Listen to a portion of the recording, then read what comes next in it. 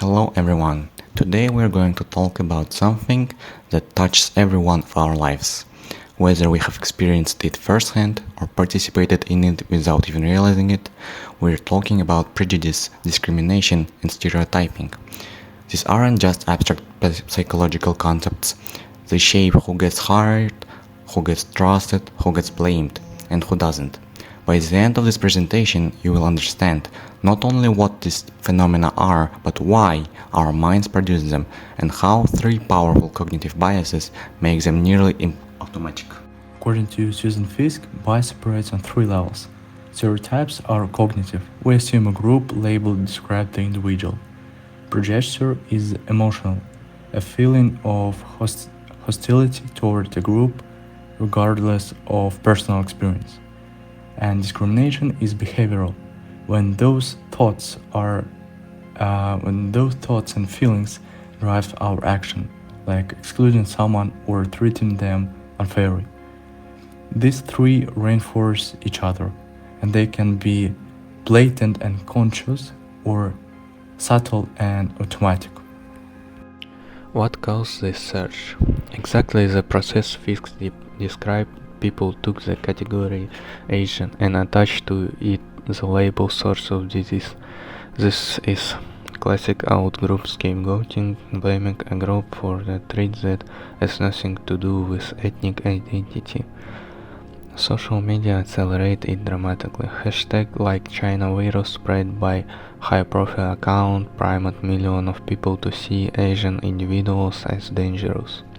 That priming shape feelings, thoughts, and ultimately actions. This case is not an isolated incident. It follows a historical pattern Fisk documents throughout her chapter, where waves of new or visible immigrants group become the target of hostility during times of fear and instability. To ground all of this in reality, let's look at the stark and recent case. During the COVID-19 pandemic, anti-Asian hate incidents exploded across the United States and many other countries. According to the Center for the Study of Hate and Extremism at California State University, anti-Asian hate crimes in major American cities rose by 339% in 2021 compared to the prior year. The advocacy group Stop AAPI Hate documented nearly 11,000 individuals incidents in less than 2 years. Now let's connect this to communication and group dynamics, because this is where psychology meets everyday life. When you stereotype someone, we effectively stop communicating with them and start communicating with our mental category of them. We don't listen for a nuance, we filter information through what we already believe. This disrupts genuine dialogue. In team settings, cooperation suffers because in-group favoritism, which we will discuss in a moment as our first cognitive bias, causes people to allocate resources, credit, and trust unequally. Research consistently shows that people who score high on what Fiske calls social dominance orientation, the belief that group hierarchies are natural and necessary, are also more likely to discriminate in workplace settings. They prefer occupations and social arrangements that keep existing hierarchies in place. And in conflict resolution, prejudice is one of the most powerful barriers. When we see the other party as the outer group, empathy decreases and competitive zero-sum thinking increases. Getting past conflict requires seeing the other person as a full human being, and stereotypes systematically prevent that. The first bias in this group, the tendency to give preferential treatment to people in our own group. Crucially, this appears when group membership is completely arbitrary. Henry Tjeffel's classic experiment showed that people randomly split into groups still favored in their own side. During COVID-19, this meant people felt more empathy for those who looked like them and assumed blame to those who didn't. Asian Americans became the default group, not through anything they did, but through categorization. In workplaces, the same bias drives unequal hiring, promotion, and credit. The second bias is confirmation bias, perhaps the most well-known cognitive distortion of all and one of the most powerful drivers of prejudice. The Decision Lab defines confirmation bias as our underlying tendency to notice, focus on, and give greater credence to evidence that fits our existing beliefs. In other words, once we hold a stereotype, our minds become selective filter. We see the evidence that confirms the stereotype and we minimize or forget the evidence that contradicts it. In our COVID-19 case, this played out in predictable but destructive way. Once the stereotype Asian dangerous was activated by media framing and political rhetoric, people began to unconsciously filter their perception. An Asian neighbor coughing became threatening. The same behavior from a non-Asian neighbor was invisible. Every piece of news about the virus reinforced the association, while positive stories about Asian Americans, healthcare workers, community leaders, and essential workers barely registered.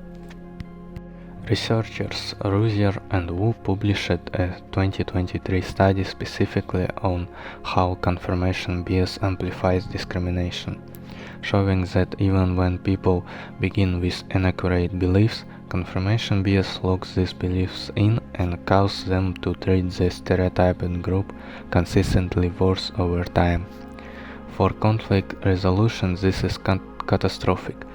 Conflicts cannot be resolved when each party filters every piece of new information through the lens of they believe the other is.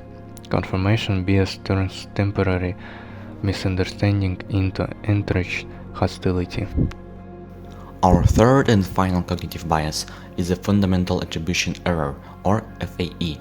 As defined by the Decision Lab, the FAE describes how, when making judgments about people's behavior, we tend to overempathize their personal characteristics and underestimate the situation they are in. If someone does something bad, we conclude they are a bad person, without asking what pressures, fears, or circumstances shaped their behavior. This error cuts in multiple directions in our case. On one side, when Asian Americans were attacked, observers sometimes reached for character explanations. There must be a reason they were attacked. This is a victim blaming rooted in FAE.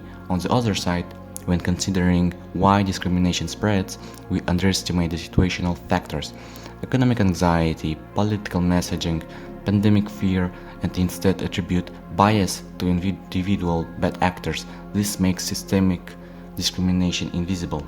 The FAE is particularly harmful to cooperation and conflict resolution because it stops us from understanding the structural, systemic, and contextual causes of group behavior. When a team performs poorly and we conclude that one group is just less capable, we have committed the FAE and we have missed the real causes that could actually be fixed. Bias is not the product of few bad individuals.